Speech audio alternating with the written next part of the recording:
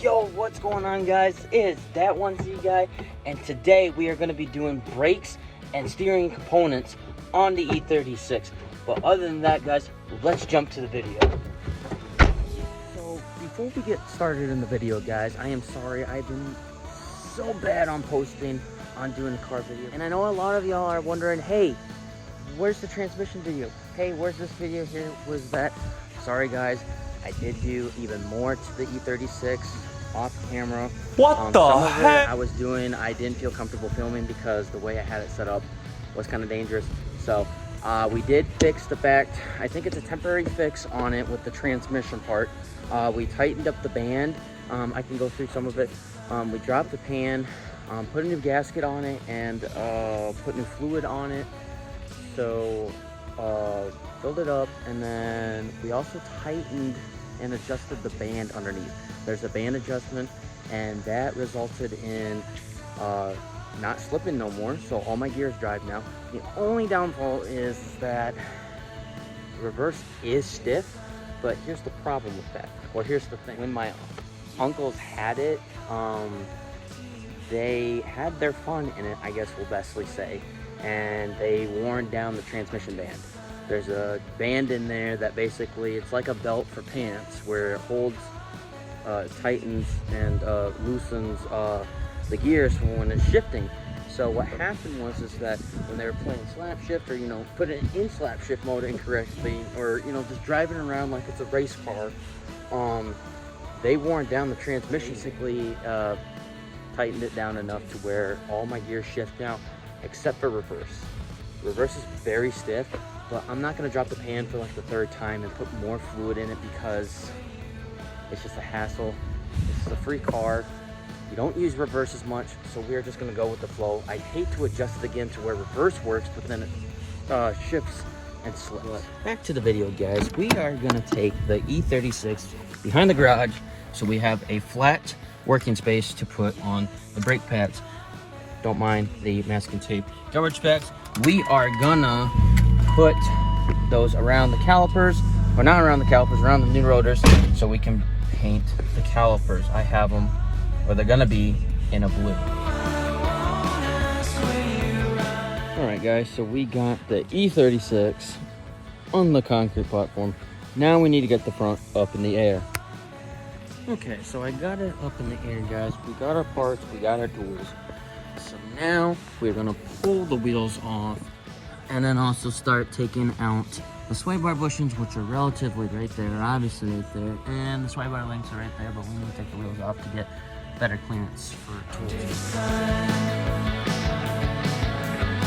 Yes, I'll come back to you. We have technology.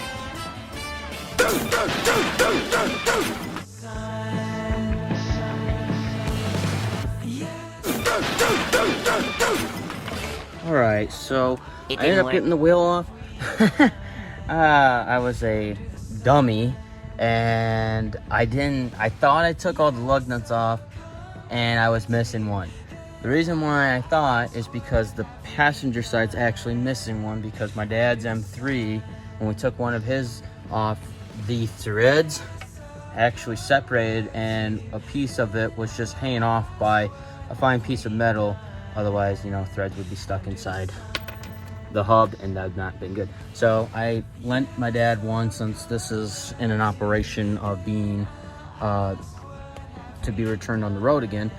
So that's why I was having struggles getting that wheel off. But we got it off, it came off smoothly. So now we can take apart the rotor, and the caliper off, and start assembling. Under the sun. Yes, I'll come back to you. Then I'll ask, what have we done under the sun?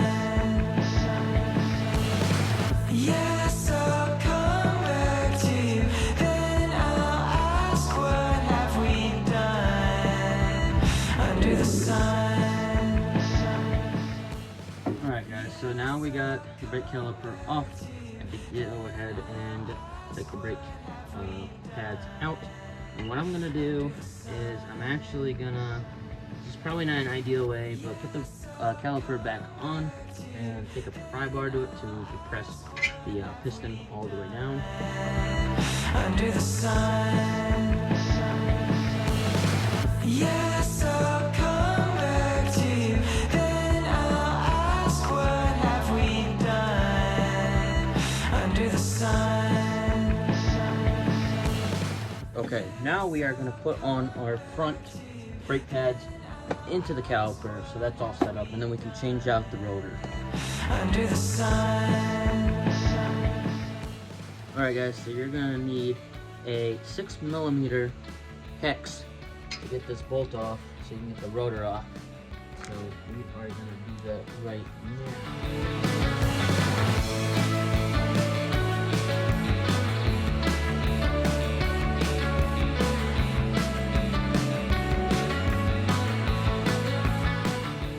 Alright guys, so here we have the wheel bearing, and wheel bearing's not horrible.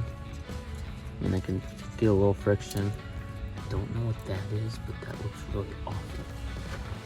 Is that part of the dust shield? Oh, it looks like it. So anyways, here's the old rotor. That is junk, so we're gonna yeet.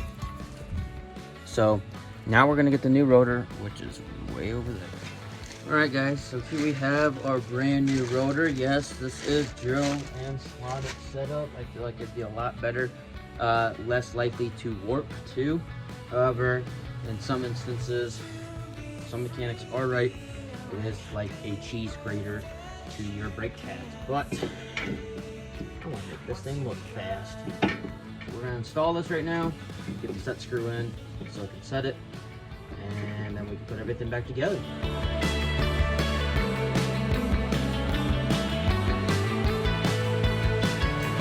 Hold on the sun.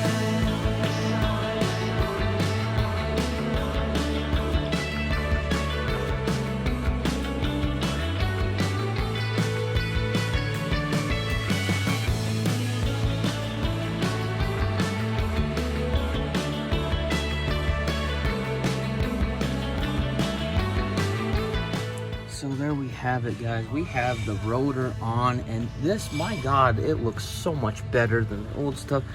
Brand new brake pads and brand new rotor, obviously. So this moves a lot freely than the old one, so that's a plus. Hopefully my brake light comes off. It's not the e-brake, it's signifying my brake pads are worn down, which I don't know how, if there's a sensor maybe in the back. But other than that, we got the fronts done, because I'm not going to film the other side because it's basically the same exact thing for this side. So we are going to jump to the back now, and we're going to do the backs. All right, guys, so we got the front back on the ground with the wheels. Now we got the rears on jacks, and now we're going to take the wheels off.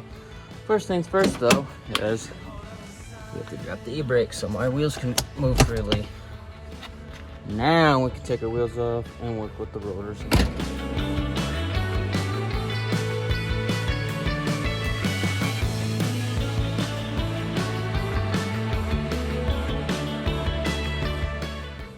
Alright guys, so here we have it, the one wheel off.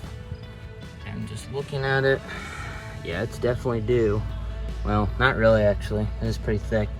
But, I know, should have this, well, if it was in neutral, I should be able to spin this regardless, but pretty much same process. Take caliper off, take the bolt that basically holds the rotor onto the hub. Hold on the sun.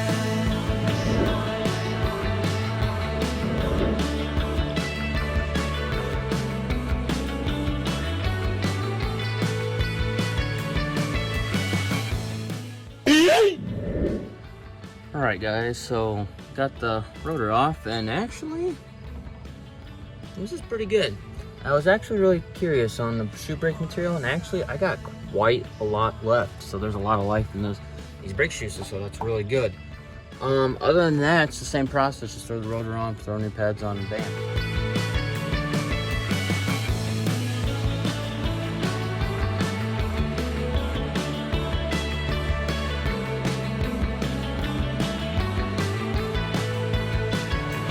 Hold on the sun.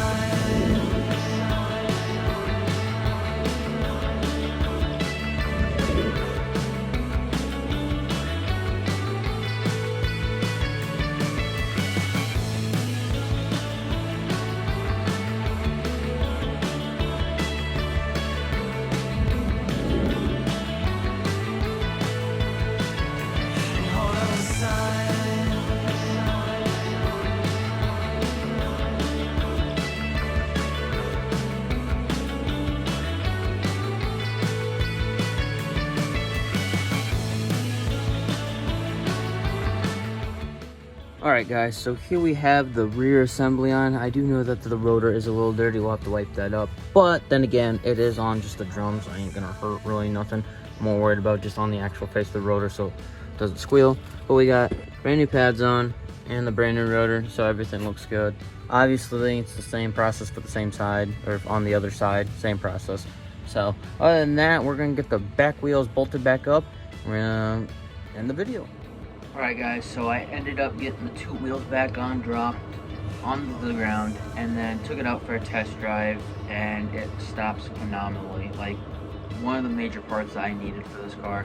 I mean, all the other parts that I put on the car yet was needed. I ran out of daylight, so I couldn't get the sway bar bushings and the outer tie rods on, but stay tuned guys for part 2.